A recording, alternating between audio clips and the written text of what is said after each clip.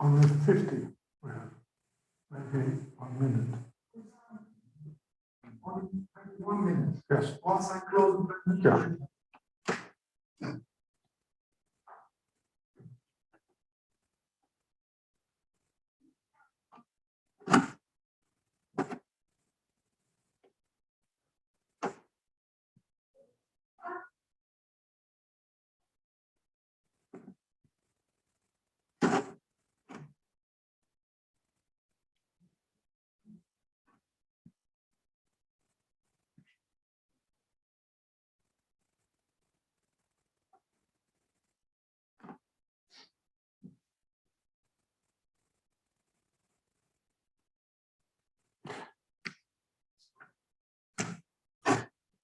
Good morning and welcome on the second day of our international networking event on Cluster 5, Climate, Energy and Mobility.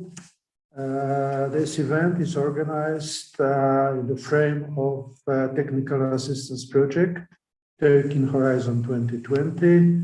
The organizers are TÜBİTAK, Sabancı University, and Enterprise Europe Network. Yesterday, on the first day of our event, we covered Destination 1 and partly Destination 3 of Cluster 5. We had quite good pitching session with interesting proposals. And I hope you had fruitful one-to-one partnering meetings. Today we will continue with Destination 3 and we will cover Destination 4. And our expert will be Steven Figueiro from APRE. Today we have a special guest, Piero De Bonis from European Commission, Policy Officer in DG Research and Innovation. And I think we will start with Piero and his presentation from policy perspective and also about cities of the future. So I hope it will be very useful information for all our participants. So now I don't want to take more of your time and I give the floor to Piero. Many thanks, Alexander. Teşekkürler. Herkese merhaba. Davet için teşekkür ederim. Bundan sonra İngilizce devam edeceğim. Now, we're going today to see in particular destinations 3 and 4 of Cluster 5, and we know that Cluster 5 is the cluster on climate, mobility, and energy. I will start here with a slide which, of course, gives the general view on the different components of Horizon Europe.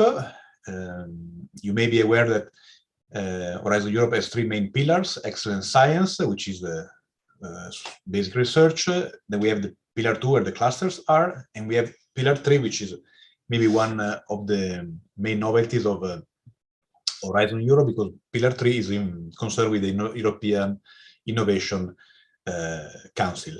Then you see at the bottom of the slide, you have cross-cutting themes like widening participation and reforming and enhancing the European research and innovation system. Then, of course, on the right of the slide, you have Euratom, which is, of course, a different program. And on the left side, you see also mention research for defense. So this picture, it is this slide, if you have not seen it already, gives a nice idea of how in the next 7 years the different components of your research are structured. Now, what we are here to talk about is in particular Cluster 5. And Cluster 5, as we see from this slide, we see on the left the main themes of Cluster 5, and today we are going to focus on some of them.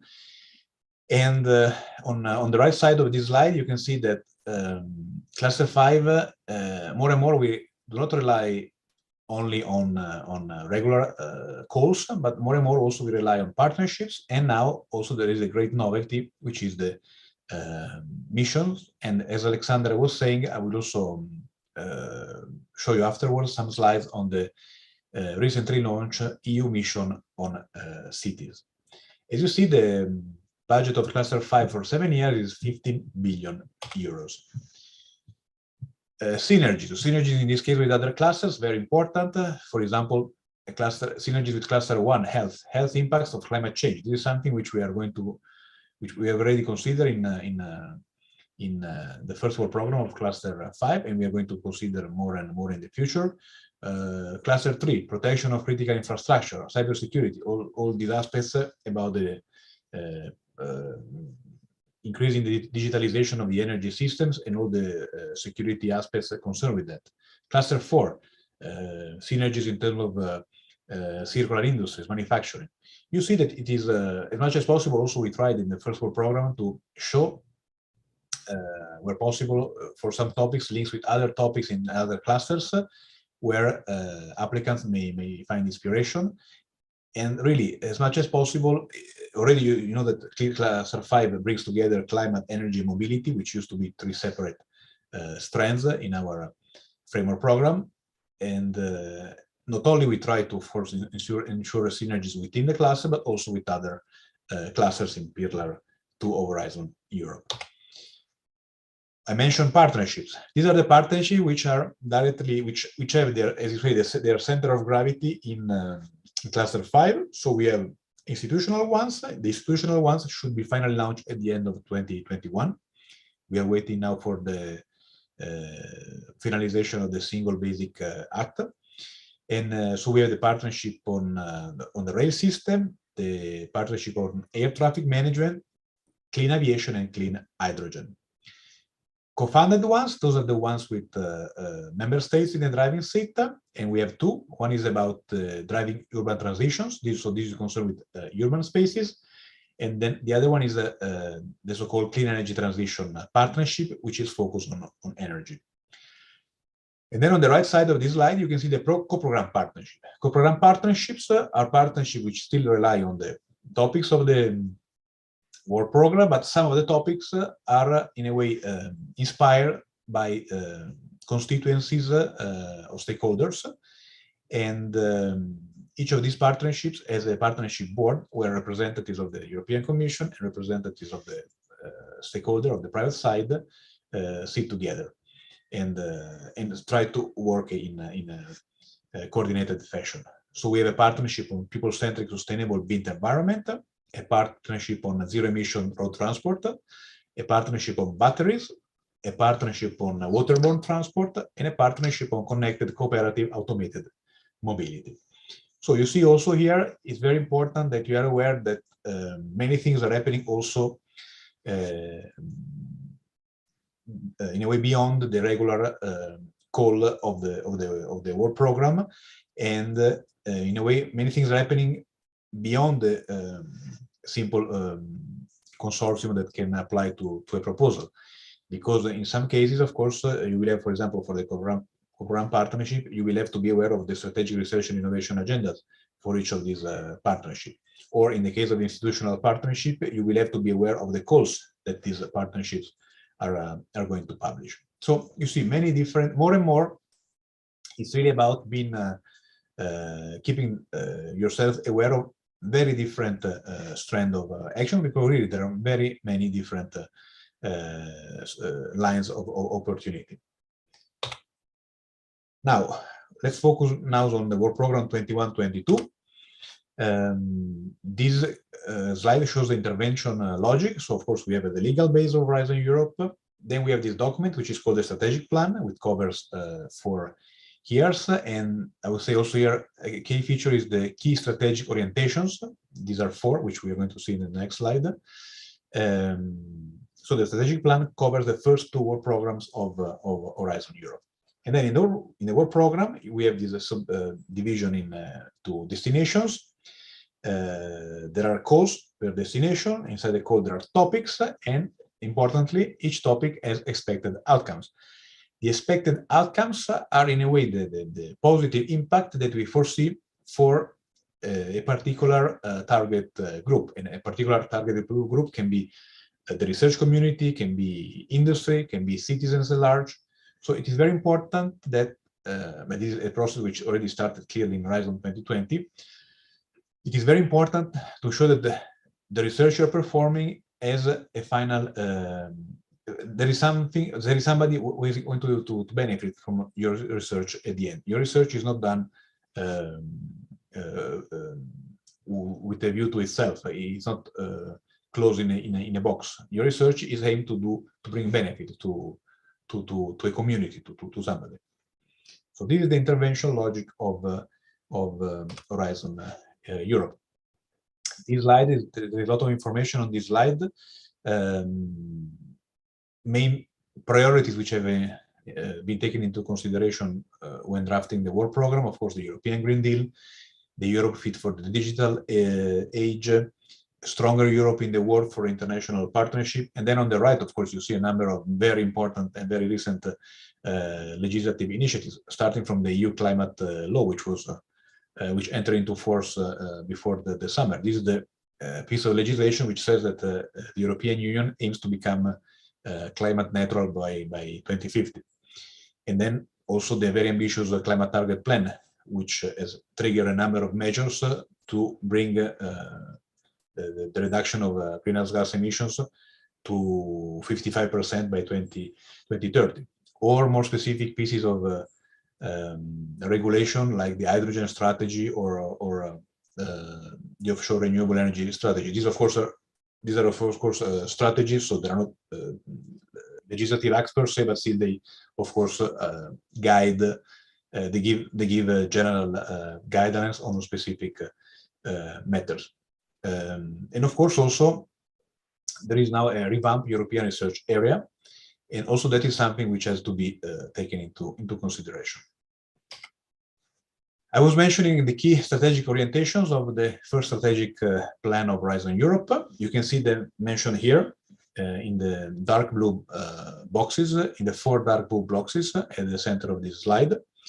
And there are 2 key strategic orientations which are relevant for Cluster 5. The one top left, open strategic autonomy. So this is really about making the European industrial fabric more competitive, but also giving Europe the possibility to be autonomous in very different economic activities, in very different technological fields, in many different value chains. And of course also even more clearly the link with the other key strategic orientation, which is bottom left in this slide, making Europe the first digitally enabled, circular, climate neutral and sustainable economy. So these are the 2 main, are the 2 key strategic orientations to which Cluster 5 is meant to contribute. And in the light blue boxes, in the 6 light blue boxes, you see around the central box of this slide, you can see the expected impacts. So the expected impacts are, in general, the positive consequences that Cluster 5 should bring. And you have, for example, here at the top of the screen, clean and sustainable transition of the energy and transport sectors, or you have efficient, sustainable use of energy, or at the bottom you have a safe, seamless, smart, inclusive, resilient mobility systems. So you see, all these are expected impacts of Cluster 5. Of course, not all of them apply to all the topics, but I think it's very important that you familiarize yourself with this slide, because this really gives you the general framework in which the activities of Cluster 5 happen. This is to show you where destination 3 and 4 of Cluster 5 are located vis-a-vis the other 4 destinations. And you see that in destination 3, of course, we have 4 sub-areas: renewables, energy system, grid and storage, carbon capture, use and utilization and storage, and cross-cutting activities. In destination 4, we have 2 main strands: buildings and industry. So the use of energy in buildings and the use of energy in industry. This slide is about budget. So we see that for the first 2 years of Horizon 2020 in cluster 5, we have a total budget of approximately 3 billion euros, and you can see how they are the funding is distributed across the 6 destinations. And you can see also from the graph on the right how the budget is distributed by type of instruments, and you see that there is a sort of balanced approach between research and innovation action at a lower technology readiness level and innovation actions at higher technology readiness level. Then the boxes in blue you see on the right. One is the Driving Urban Transition Partnership in Destination 2, cross-sectorial solutions, and the other one is the Clean Energy Transition Partnership in Destination 3, energy supply. This also gives indications in terms of budget for partnerships. And for example, you can see that the partnership Build for People has a budget of 124 million euros for the first 2 years. And the lines in a way connect the partnership to their main center of gravity inside cluster 5. So for example, the partnership Build for People has its main center of gravity destination for buildings, or while, for example, zero emission waterborne transport has its main center of gravity, of course, in the waterborne section of destination 5. Anyway, very important, you see 58 out of 186 topics implement European partnership, so support the implementation of European partnership, co-funded or co-programmed. Of course, the institutional ones are, of course, a separate chapter. This gives an idea of cross-cutting policy priorities. For example, you can see the 87% of the topics in this cluster in the first world program contribute to climate action, 20% to the digital agenda, 7% to biodiversity. And of course, as expected, the highest share goes to climate action, because of course here we're talking about climate mitigation actions. This slide gives you an idea of how the calls are distributed between now and we already had a deadline in September, and we have a deadline actually today for a number of calls. But then we see there are deadlines even for this work program in January 2023. So this gives you an idea of how spread out the calls are.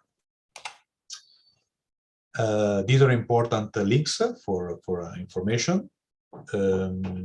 Oh, sorry, I forgot to adjust there. Of course, please do not consider the information at the top of the slide, which is of course not up to date. Info days, of course, now there is a new info days under preparation, and of course, most importantly, the funding and tender portal where all the information on all the calls is available.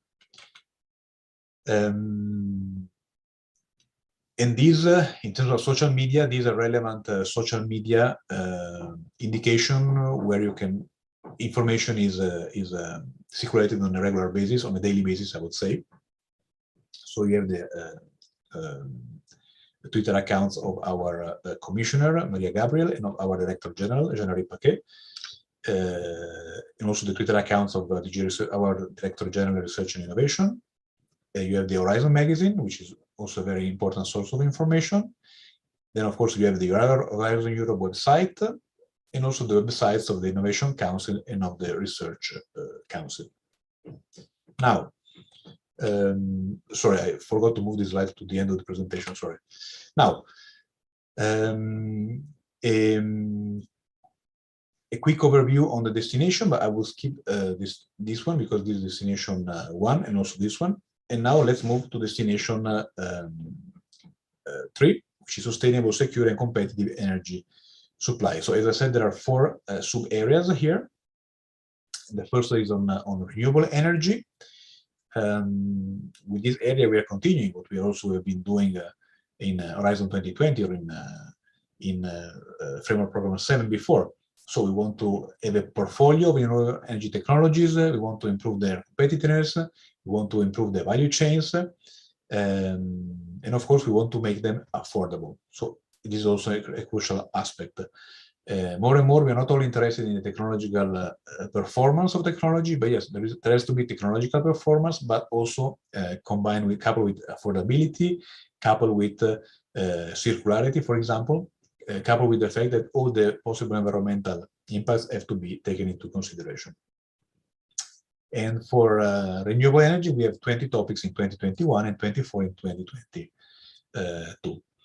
Then the next area is energy systems.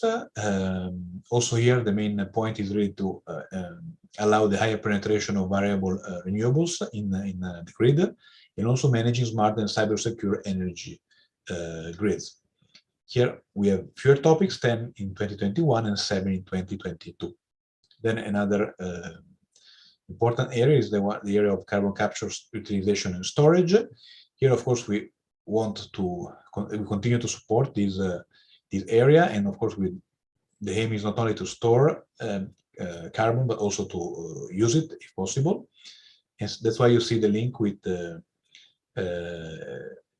mitigating emissions in the electricity sector, but also, of course, the link with the industrial application, including also conversion of CO2 to products. Here we have only two topics in 2021 and one in 2022. And we have three topics which are cross-cutting. One, of course, is the partnership, clean energy transition. Then there is a support to stakeholders, platforms, for example, the European Technology and Innovation platforms. And there is a coordination and support action which is concerned with geological services. This is destination 3. Destination 4, as I said, there are two areas. One is buildings and one is industry. So the one in buildings is also directly related to the Build for People partnership. So here you have 16 topics in total. Some of them are directly directly supporting the partnership. Those topics that are not supporting the partnership are in a way more focused on energy efficiency. But if we consider the topics for the partnership, really the scope there is very broad, because we are talking about industrialization of deep renovation, prefabricated renovation packages, smart buildings, and also here sustainability, life cycle sustainability. Industry, we have also here, the aim is to increase the efficiency in industry and reducing industry greenhouse gas and air pollutants emissions. And here we also try to do this by means of upgrade and or conversion of industrial excess heat. And we have two topics in 2021. Then this is destination 5, which I will skip, and destination 6. Now I have here, I will skip these slides and I will move to this one here. And little more focus now on each of the areas. Here you can see issues covering topics. So this is the renewable energy area. And we, as I said, we are covering a portfolio of activities. So we have solar energy, wind energy, biofuels, geothermal, hydropower, combined heat and power, energy carriers. And we also have from breakthrough research up to market uptake, and also research on sustainability aspects of renewable energy technologies. Energy systems. I mentioned before what are the general objectives of this area. Issues covering topics of the first world program: energy system planning, grid resilience, markets and energy communities, digitalization, and also importantly thermal energy storage. For CCUS, we have activities on CCUS hubs, application in industry, and CO2 capture.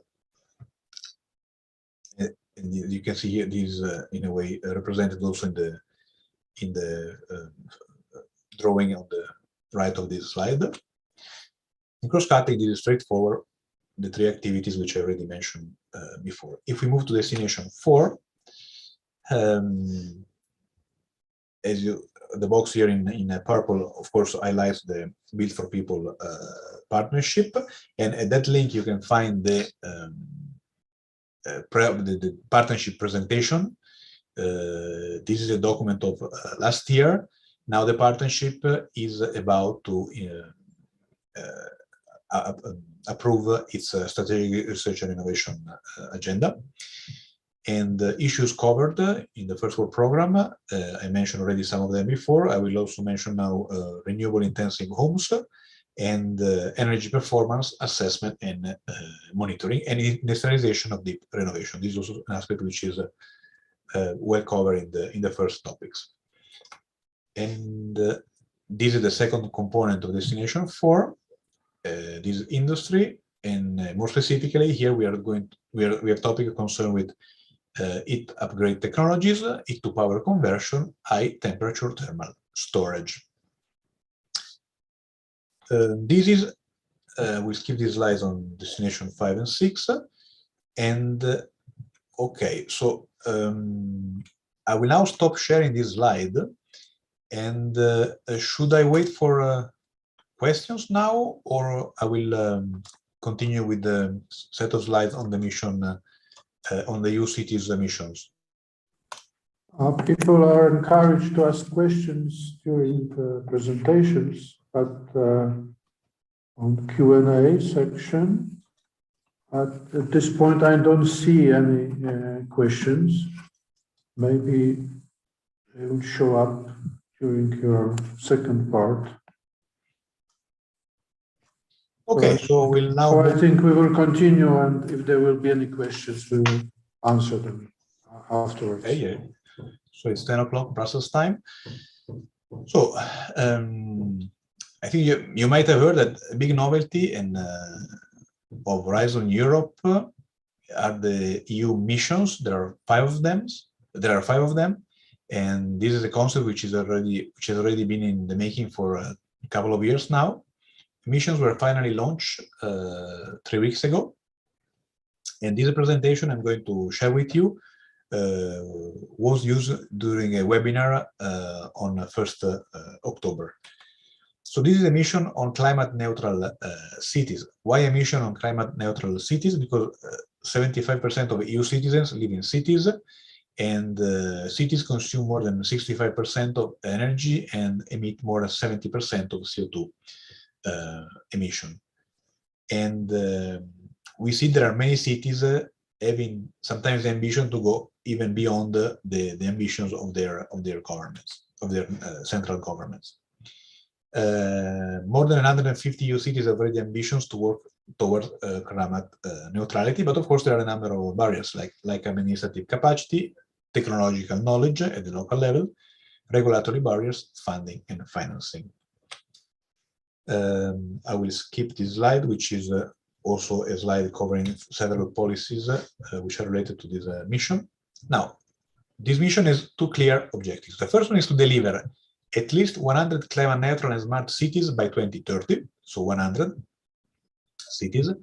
And the second one is to ensure that the cities, this sample of 100 cities, act as experimentation and innovation hubs to put all European cities in a position to become carbon neutral. So a first batch to become neutral by 2030, inspiring many others to become neutral by 2050, actually inspiring all other cities to become climate neutral by 2050. Action to deliver climate neutrality will bring massive and more visible co-benefits, better air quality, less road congestion, more livable spaces. So of course, not only we're interested in the climate mitigation aspect, but of course on all the possible positive impacts that may derive. The mission proposes a new approach, because the approach is in a way driven by the cities, so it's demand driven. We are looking for systemic change via research and innovation. There is multi-level governance linking local, regional, national, and EU level, and support for accessing finding is provided. Very importantly, citizens are involved in the design. This is really a key feature of the approach of this mission. Here you can see main elements of the mission. Each cities will have to prepare a climate city contract, which will describe the initiatives that the city will embark on to become climate neutral. The mission platform is the center of support for all the cities. And then, of course, you will have tailor-made help, R&I actions, a mission label, innovative city governance, and a common framework for monitoring, reporting, and verification. The mission platform is an actual Horizon 2020 project. The name of the project is Net Zero Cities. The coordinator is the Knowledge and Innovation Community Climate and the Climate Kick. And the project started on the 1st of October. So this will be the first really center of support to all cities which embark in the cities mission. And of course, you see at the bottom of this slide, research and innovation pilots and demonstrators are, of course, one of the things which we expect from the mission. So there will be also a proposal for large-scale pilots in lead cities, and these demonstrators will twin with other these cities will twin with other cities, and these cities will learn from the demonstrators in the former cities. As I mentioned, the climate city contract, these are tailor-made plans on how to reach climate neutrality. Of course, they're not legally binding. It is they have to be interpreted as a memorandum of understanding. They have to be co-created with the local level, and they have to focus on innovative city governance, investment plan, monitoring, and reporting. The mission label is under preparation, so the idea is really to clearly identify all the activities which stem from the mission, and this is something which is being discussed at the moment. And as I said, a large component of the mission will have to do with research and innovation. So that's where really the research community comes into play. As I mentioned, citizens engagement is crucial, and the starting point will be the mission platform I mentioned before. Citizens will be involved in the different roles as political agents, users, producers, shareholders, consumers, or visitors. And they will be included in the city's local governance model. I must say that already there was a lot of preparatory work on the ground, with many meetings at the local level in several cities in the European Union. Of course, funding and financing, very important, this aspect. Of course, funding will come from Horizon Europe, but support is expected also from other EU funding programs. Cooperation is envisaged with the European Investment Bank Group, but also with private investors. The idea is also to have an international outreach, and as you can see, promote European international solutions that can be replicated and scale up.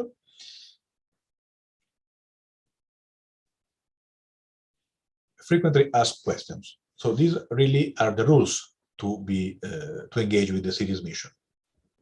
Who can apply? Entities of more than 100 inhabitants, encouraging participation of cities with at least 100,000 inhabitants. There are specific cases for cities, for member states which with 5 or less cities above 100,000 inhabitants. And you see at the bottom of the slide, the applicant city commits the whole city to become climate neutral. If justified, the city may propose to exclude one or more emission sources. So on a case-by-case basis, of course, cities may decide a specific focus, but of course, as much as possible, the cities should really, as it is written here, become climate neutral as a whole.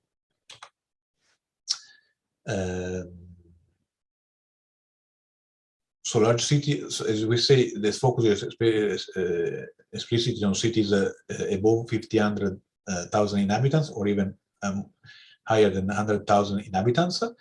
Grouping of cities of smaller size are generally not encouraged. If this happens, the cities should be geographically contiguous, and they should demonstrate that they can in fact act in a coordinated manner. So in a way, the focus is more on independent city realities of 50 or even 100,000 more inhabitants.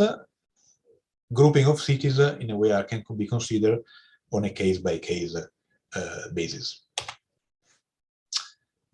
Climate neutrality is as defined by the IPCC, and in particular, you see there are Scope 1 and Scope 2 greenhouse gas emissions that are considered, and Scope 1, of course, are emissions within the geographical boundary, and Scope 2 are emissions, indirect emission due to consumption of grid-supplied electricity within the geographic boundaries of the cities, and or indirect emissions due to consumption of grid-supplied heat or cold. Anyway, an info kit for cities is under preparation, should become available in the next few weeks, because what is going to happen now, there is going to be a call for expression of interest, where cities which are interested to engage with the mission will apply, and this should happen between now and the first quarter of 2022. And this is something which is mentioned in this slide. You see the call, as the plan stands now, the call for expression of interest should close in January, and cities should be selected by March.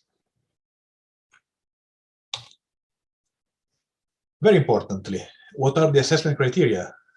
So cities will express their interest, and of course they will be assessed on the basis of their level of ambition, their level of preparedness, their existing and planned commitment to climate neutrality, and their commitment to involve citizens and stakeholders. At the same time, of course, we want to be inclusive, we want to ensure diversity, and we want to ensure a geographical balance. There will be panels of independent experts doing the assessment, and of course, the outcomes will be validated by the Commission. What are the benefits of being among the 100 cities? So city will receive tailor-made advice, will receive help with access to funding, will maybe be the site of R&I demonstrators, and we believe that all this will give really high visibility to cities which manage to be part of the first batch of 100 cities. But as I said before, all these needs a clear and an effective climate city contract. The mission will not replace other programs, so we still have, of course, for example, Horizon Europe. A mission label will be awarded to selected cities. A national coordination network will ensure synergy with national and regional programs, and will also be able to use the mission label to facilitate access to funding. And of course, always with the spirit of ensuring synergies, existing planning and monitoring frameworks will be, the use of these existing frameworks is very much encouraged. And the slide here mentions, for example, the Sustainable Energy and Climate Action Plans or the Sustainable Urban Mobility Plan. So of course, as much as possible, cities can already rely on initiatives which are already in progress. This mission has a clear relation with the mission on climate adaptation, and the secretariats of the 5 missions will in a way ensure consistency of activities of the 5 missions. In particular, the policy support facility under the EU climate adaptation strategy will come into play, and this is hosted by the Covenant of Mayors.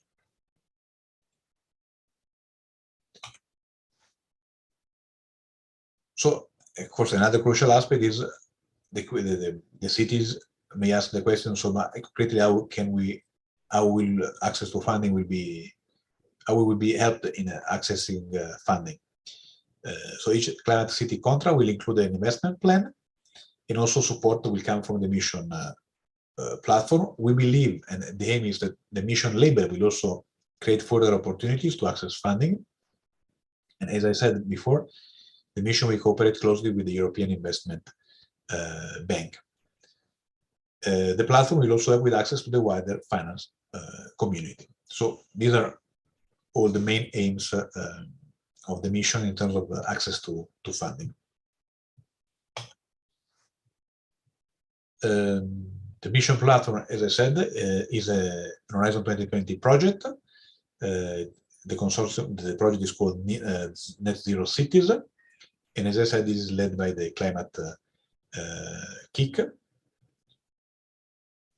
This is, of course, a project, but then the plan is, of course, to establish a long-term structure which acts as the mission platform, and this should happen in 2020, in 2022. This process should start in 2022. Here you can find the email address where you can ask questions about the mission cities, and also you have the address of the web page where you can find information about the mission cities. Here also you have the two hashtags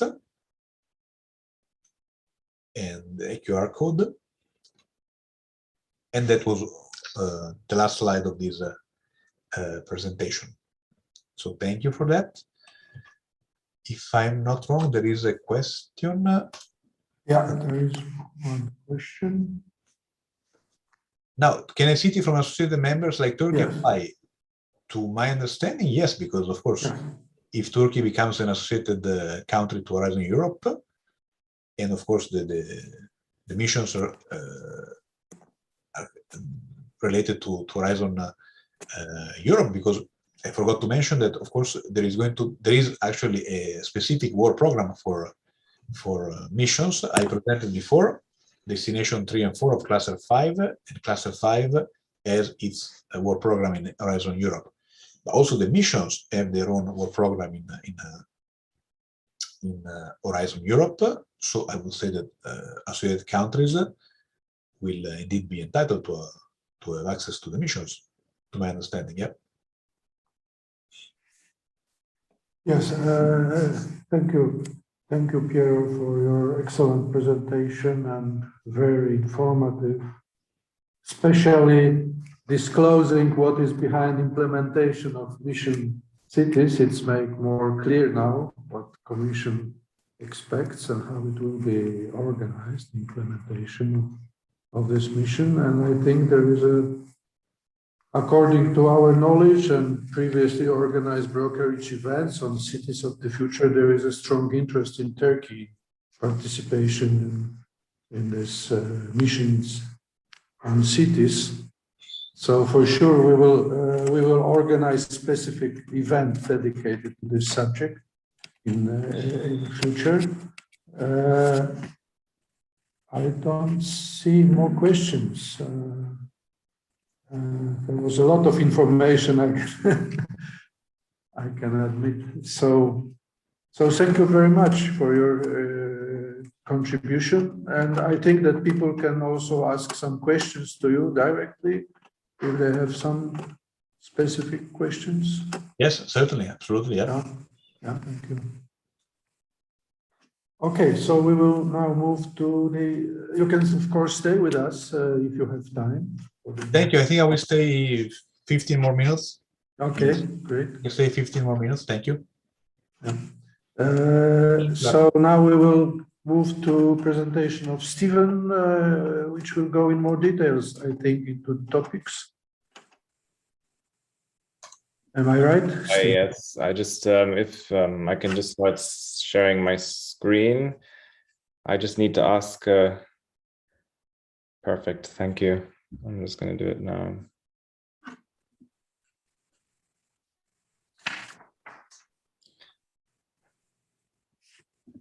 All right, I think you can see see this? Is that correct? Hang on a second. Yes. Go to full screen. Can you go? Yeah, just hang on.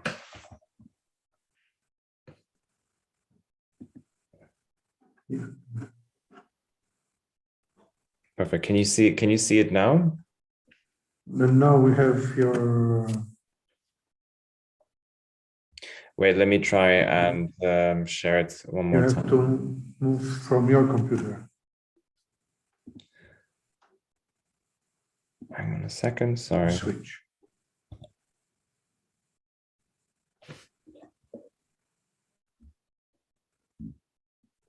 Hang on a second.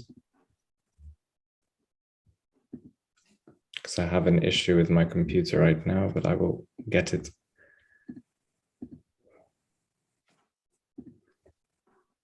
Okay, I think it should work now.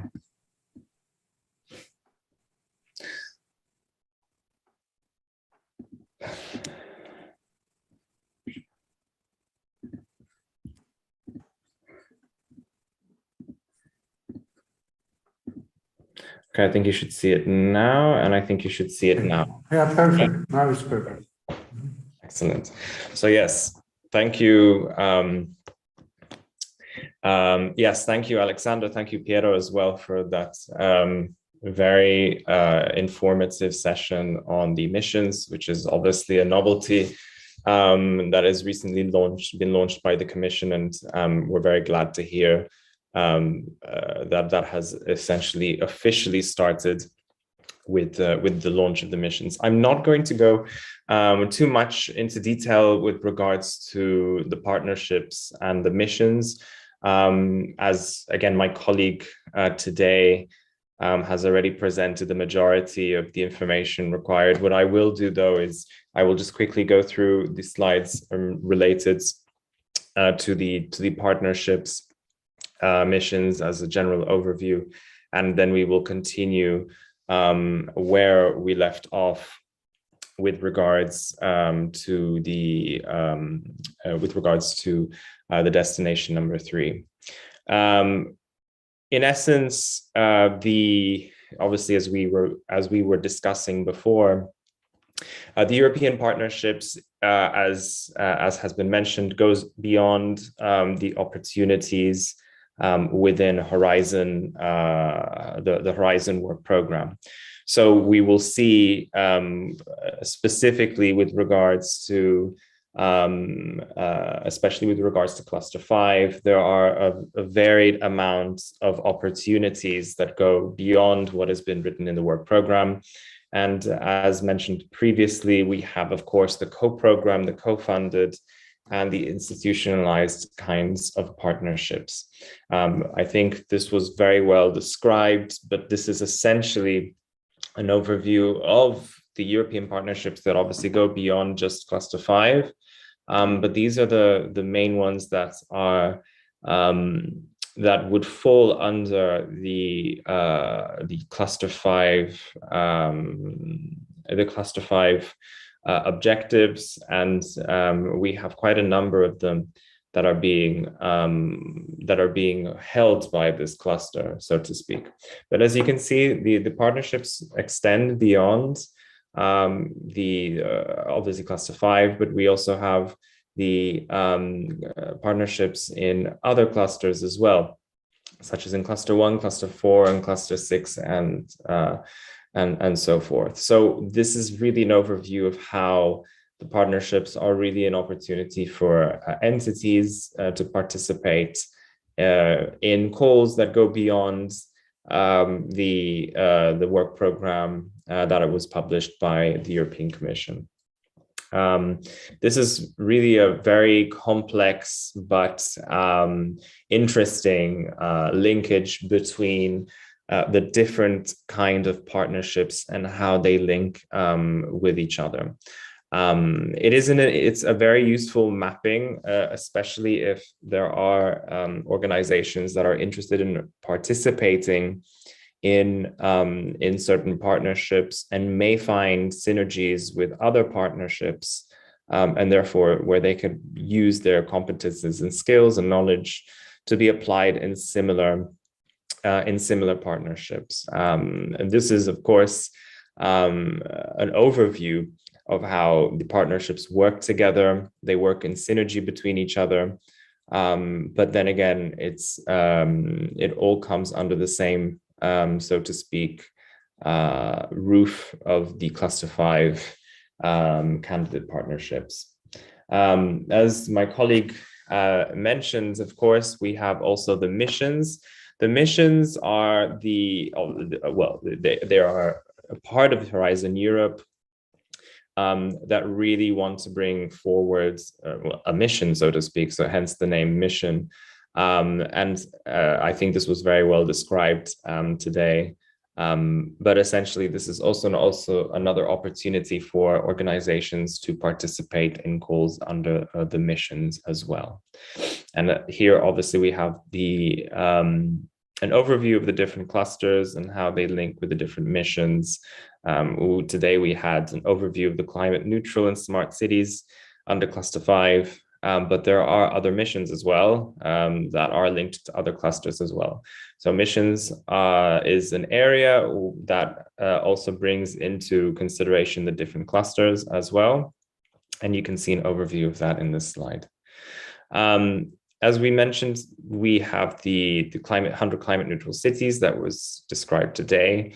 But again, there are different mission boards related to the different clusters as well, which I will not go into too much detail.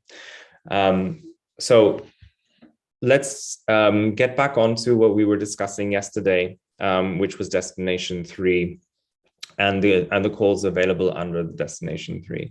So as we discussed yesterday, Destination 3 is the research and innovation activities, mainly based on the production of energy and the management of that energy and the storage of that energy. We also have, as we mentioned yesterday, an aspect of carbon capture. And we will see in some of the calls that there are specific calls that go into the detail of carbon capture, the commercialization of carbon capture, and the technology behind carbon capture as well. So we'll continue with the destinations, taking into consideration the structure that we employed yesterday. Which again, as you can see on the left-hand side, we have a list of calls that are open. Again, these are a selection of calls that I have published here. But then again, this is not an exhaustive list. I do invite, as we were discussing yesterday, I do invite members to look into the work program and look into those calls that have a deadline date that is obviously happening in the future. And here we have a selection of calls that have a deadline on the 26th of April 2022.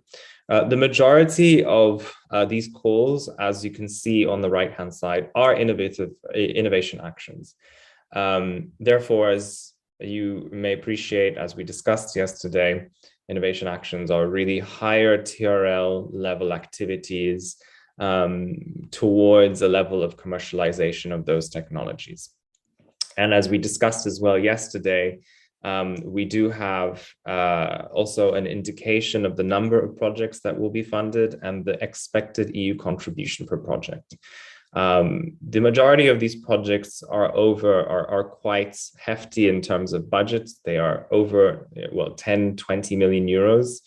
And so the number of projects being funded in this case is, under topic 01, is quite limited in that sense compared to what we saw yesterday. We can go through each of the calls briefly to understand the objectives of the call. So the first one is the demonstration of cost-effective advanced biofuel technologies utilizing existing industrial plants. We also have the advanced manufacturing of integrated PVs. And we also have such calls such as novel agro-photovoltaic systems as well. Now, I'm just going to pull out the description of these calls.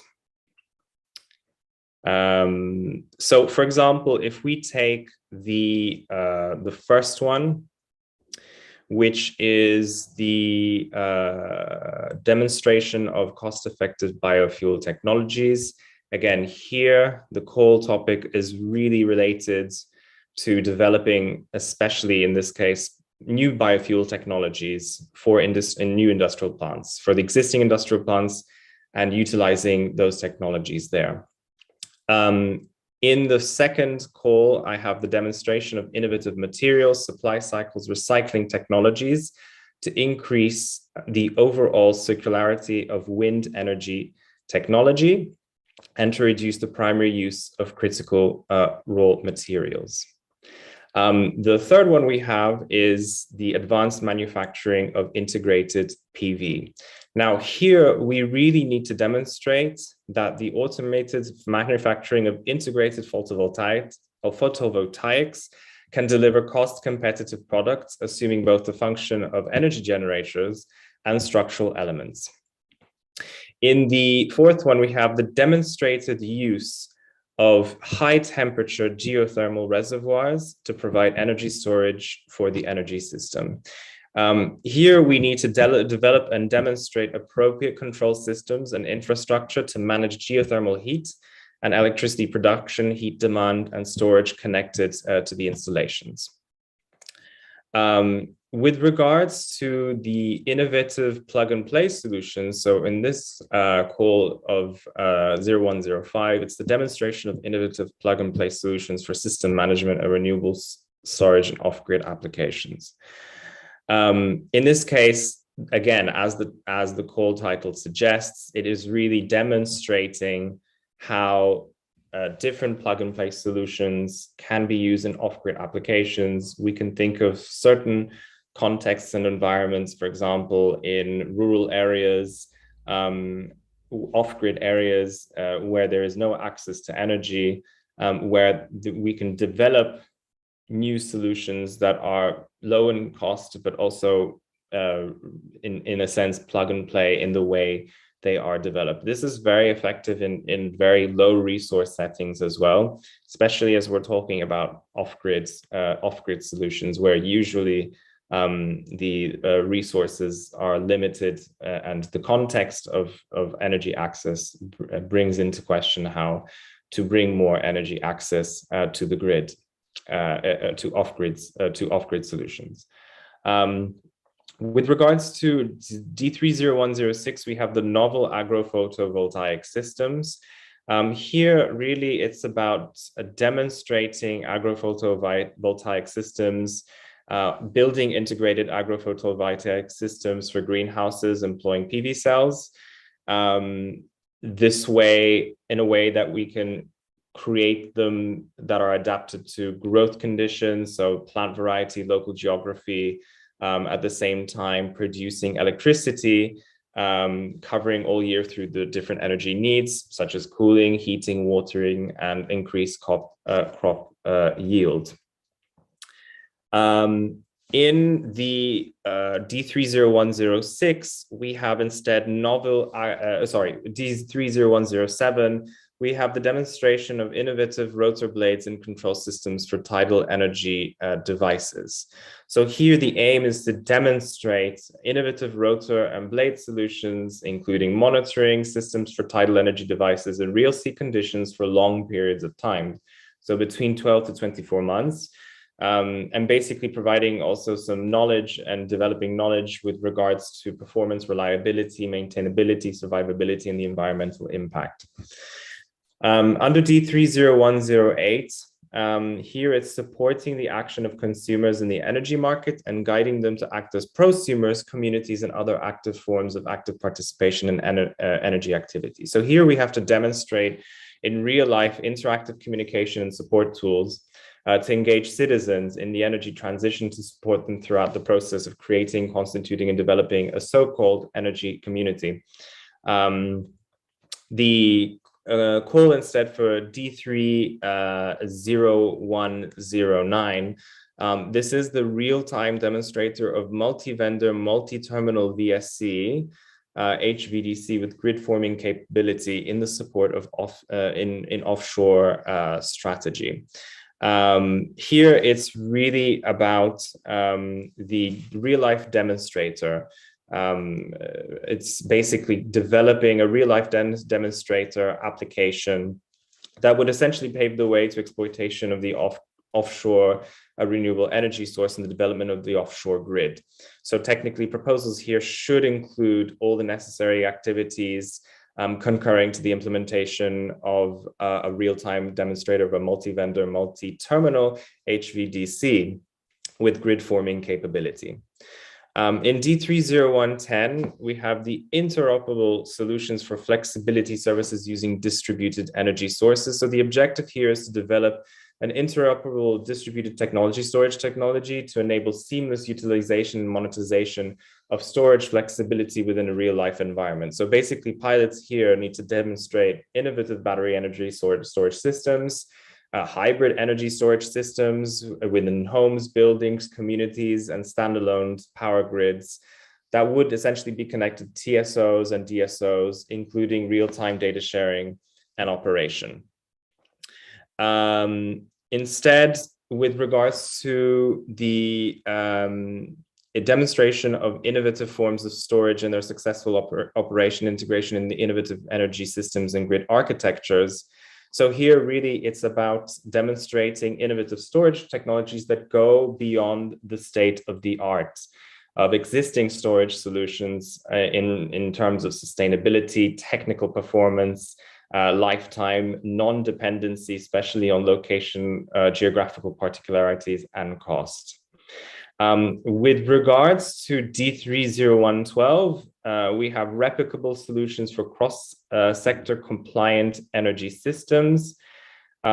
Here, basically, it is about the promoting the adoption and the usage of connected interoperable energy smart home systems, including EV charging and home storage, in order to accelerate the deployment of demand-side flexibility services, reduce the entry barrier, and facilitate replication. Instead, for energy system modeling, optimization, and planning tools, this is D30113. Here we need to create advanced modeling tools to perform regional, cross-border, and cross-energy vector system planning on a long time horizon where sectoral disruptive innovations in industry, mobility, and building sectors can be included. Now we're going into more thermal energy storage solutions. So D30114 is really about demonstrating novel modular compact high performance thermal energy storage solutions for heating, such as hot tap water, cooling for electricity, and load shifting. And finally, here we have the topic with regards to decarbonizing the industry with carbon capture. So here, the focus of the topic is about demonstrating the integrated chain of mature CO2 capture technologies in industrial facilities, with the perspective, of course, of geological storage and use. As you can see on the right-hand side to this, to the list that we've just described, you already have an indication of the number of projects that will be financed and the budget for each of these projects.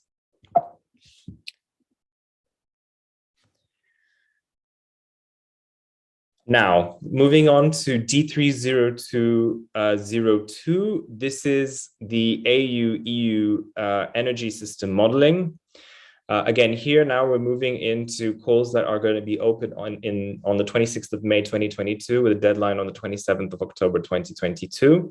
Here we have a mix of research innovation actions as well, with varied budgets, and with most of the projects being funded between 2 or 3, and in some cases 1. For the first one, we have the AU-EU energy modeling. So yesterday we were talking about the AU-EU in terms of the water energy food nexus.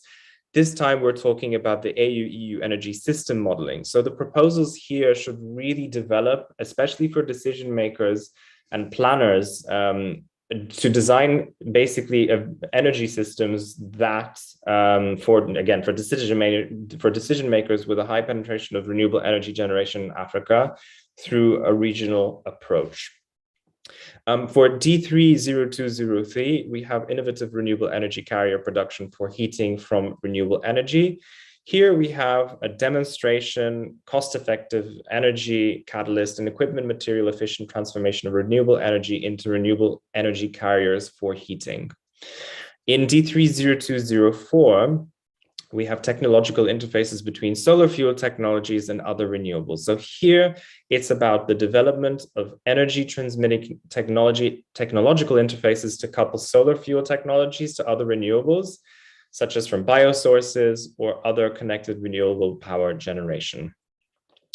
Here we have the renewable energy carriers from variable renewable energy renewable electricity surplus and carbon emissions from energy consuming sectors. So here we need to advance the European scientific base and increase the technology competitiveness in the area of energy carrier production and integration with regards to renewable energy and carbon value and supply chains. With regards to D30206, this is the direct renewable energy integration into process energy demands of the chemical industry. So here again, we want to advance the European scientific basis, the technological leadership, the leadership role in the area of renewable energy integration into the chemical industry. And at the same time, the aim here is to also create evidence for policymaking with regards to this. With regards to D30207, the renewable energy incorporation in agriculture and forestry. Yesterday, we were talking also about aspects related to forestry as well, or to environmental, the role of the environment in achieving, let's say, in climate and environmental aims. Here, instead, it's about the renewable energy incorporation in agriculture and forestry. So really, we're trying to demonstrate how renewable energy technologies attain heat, waste, and land management needs in agriculture and forestry, and how that technically then contributes to the increased penetration of renewable sources in the energy system and enable transformation of the energy supply across the critical energy consuming sectors. With regards to D30208, we essentially want to build here the demonstration of a complete value chains for advanced biofuel and non-biological renewable fuel production. So here it's to build a portfolio of complete value chains for advanced biofuels and renewable fuels of non-biological origin.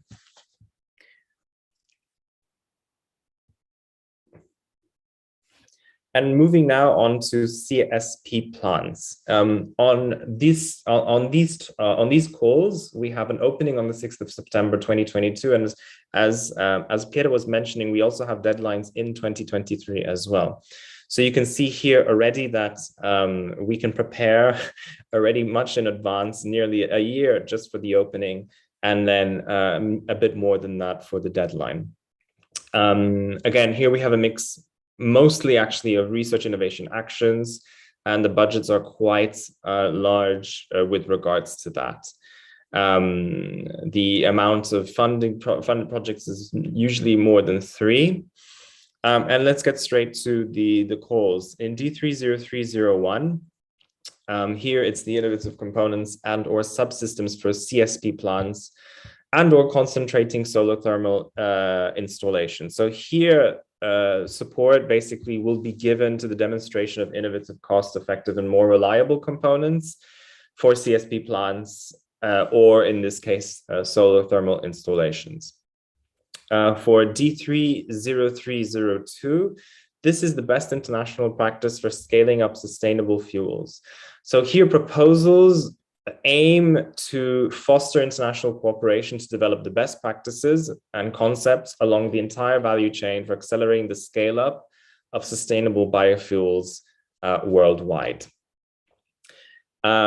In D30303, we have the efficient and circular artificial photosynthesis. Here, it's about the development of novel artificial photosynthesis technologies, which would allow essentially for improved efficiency of light harvesting, conversion to electrochemical potential, and energy fixation to carriers.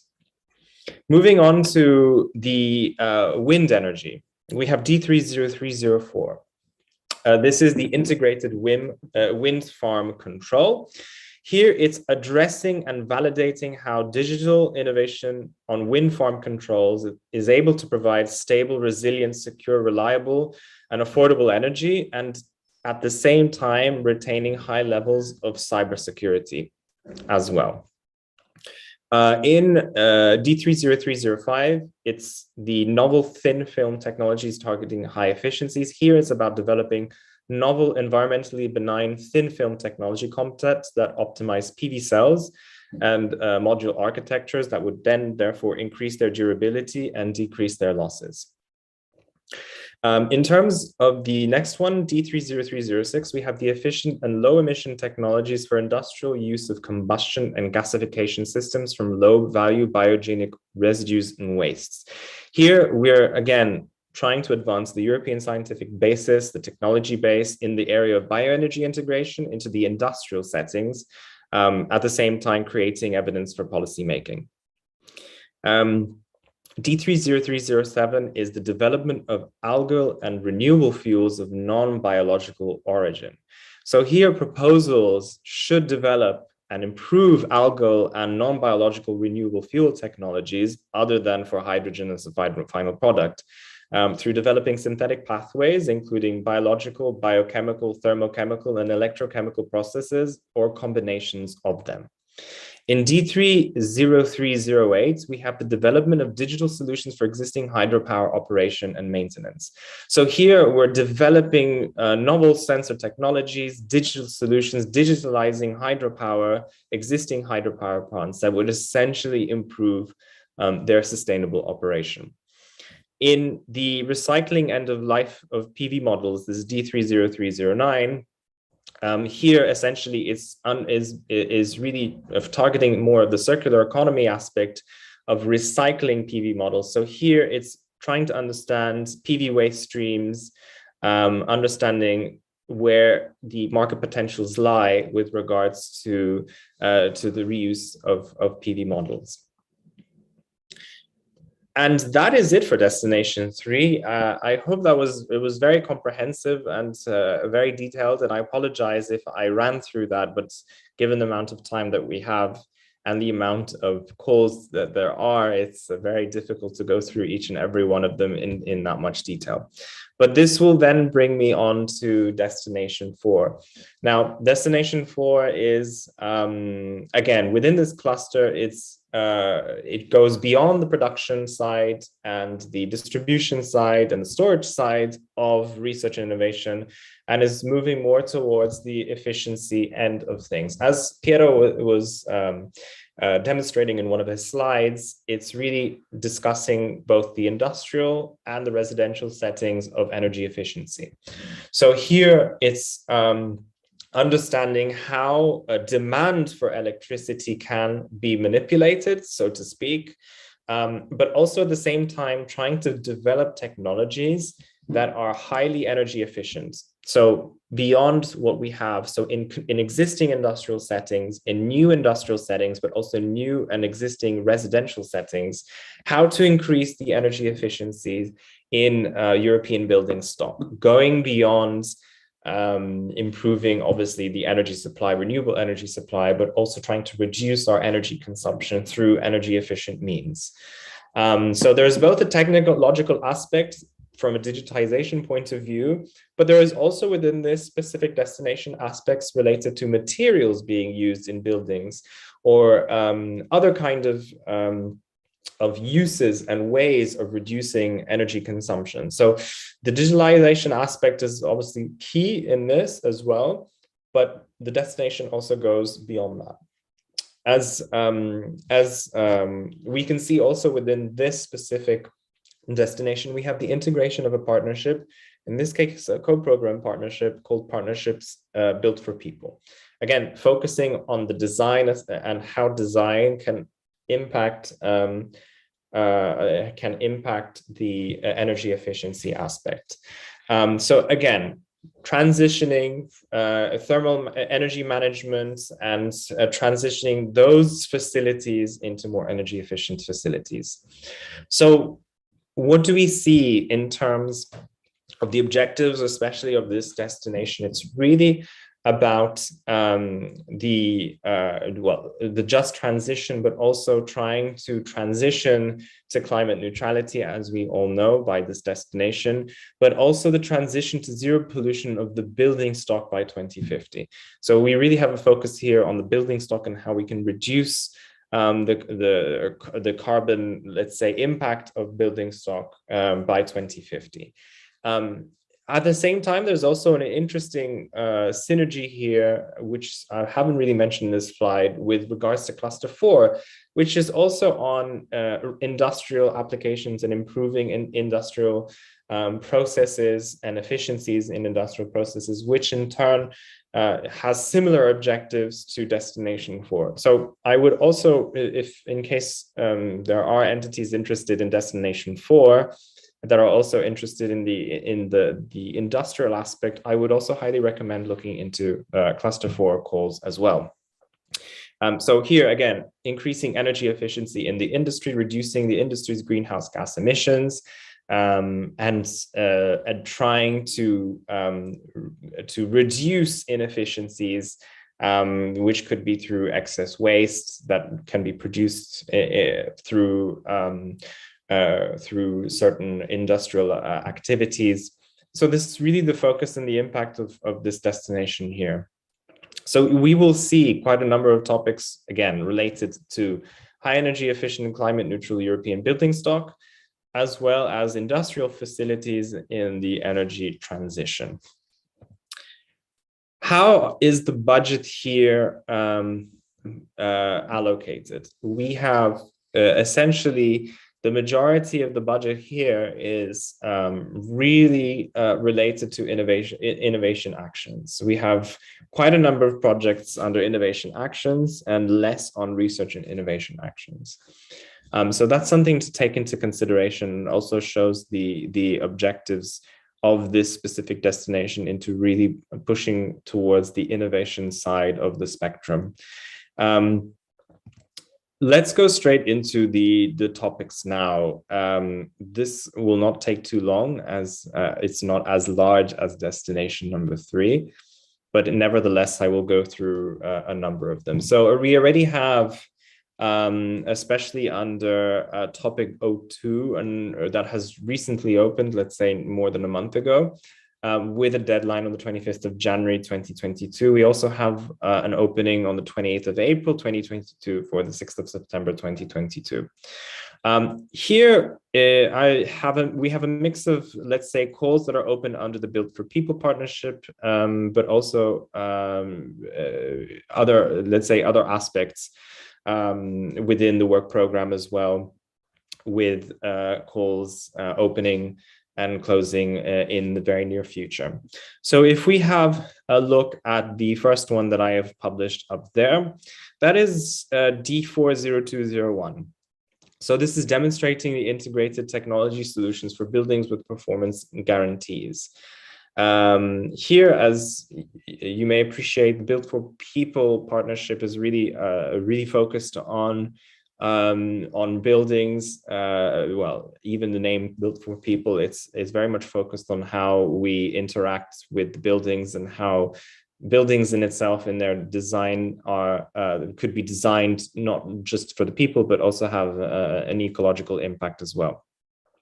So here, really, it's about developing integrated technology solutions based on state-of-the-art components within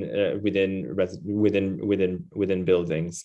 D40202 is about cost-effective, sustainable, multifunctional and or prefabricated holistic renovation packages integrating RES and including reused and recycled materials.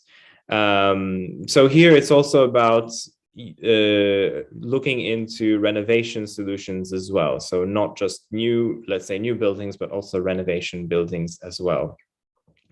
In terms of the next one, D40203, it's strengthening the European coordination exchange for innovation uptake towards sustainability, quality, circularity, and social inclusion in the built environment as a contribution to the European Bauhaus. I think you might have heard about the new European Bauhaus. This really blends into the Built for People partnership, focusing, of course, on sustainability, accessibility, and henceforth, this really is about, especially this call, it's about developing new business models to ensure co-financing options to foster innovation for sustainability, accessibility, and the quality of the built environment. For D40101, it is the demand response in energy efficient residential buildings. It is really here to address the large but untapped potential of the residential sector for demand response, with a view to support the energy transition at system level, but at the same time respecting user privacy, comfort, and ownership as well. For D40102, we have renewable intensive energy positive homes. This is to go beyond, let's say, the net zero energy buildings for new constructions, and at the same time taking into consideration the renovation aspects as well with regards to existing buildings. In D40103, we have smarter buildings for better energy performance. This is very much focused on using a cost reduction of technologies to predict, assess, monitor, and control in real time the energy performance of buildings, including energy efficiency, renewables, storage, and their optimization. D40104 is the development and pilot demonstration of heat upgrade technologies with supply temperature in the range of 150 to 250 degrees Celsius. Here it's basically decoupling the heat generation from the heat use in continuous or non-continuous industrial applications. For D40105, instead, we have the development of high temperature thermal storage for industrial applications. So really developing innovative designs, material solutions to improve resilience and climate proofing of the built environment.